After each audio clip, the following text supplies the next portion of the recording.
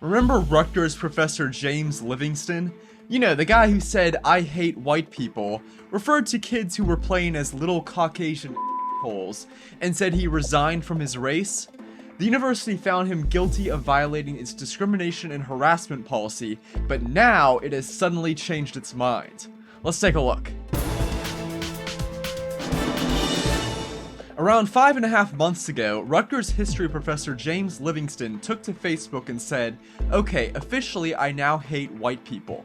I am a white people, and apparently not an English professor, for God's sake, but can we keep them, us out of my neighborhood?" Now up until this point, you might be like, hey, maybe he's just satirizing apartheid.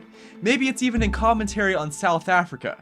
But that's until you reach the next few sentences, when he seems to blame the rambunctiousness of children not on their immaturity, but instead on their whiteness. I just went to Harlem Shake on 124 and Lenox for a classic burger to go, that would be my dinner, and the place is overrun with little Caucasian holes who know their parents will approve of anything they do. Slide around the floor, you little head. Sing loudly, you unlikely moron. Do what you want. Nobody here is gonna restrict your right to be white. Right, so attributing rowdiness to the amount of melanin you have in your skin. Is this the new progressive, Mr. Professor? Anyways, the owners of that Harlem Shake weren't having any of it. "We ask that our name is removed from your rant because we do not want to have anything to do with you," they said. "And yeah, we ask that you get your burgers somewhere else. We do not tolerate racism either. We thrive on equality and fairness and have full intentions to keep it that way."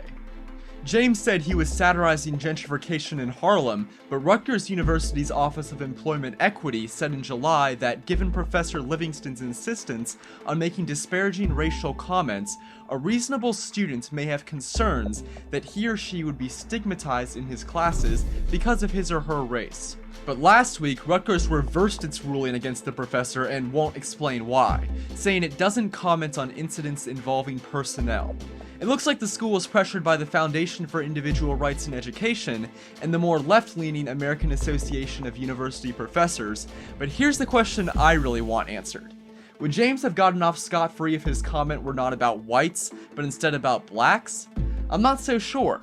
You know, the professor said there was no such thing as reverse racism after getting backlash for his initial remark. Maybe Rutgers simply thinks the same thing. For Campus Unmasked, I'm Rob Shimshock. If you like this video and support our mission, please make sure to comment and subscribe. If something happens on your campus and you'd like us to investigate, send us details using the form on campusunmasked.com.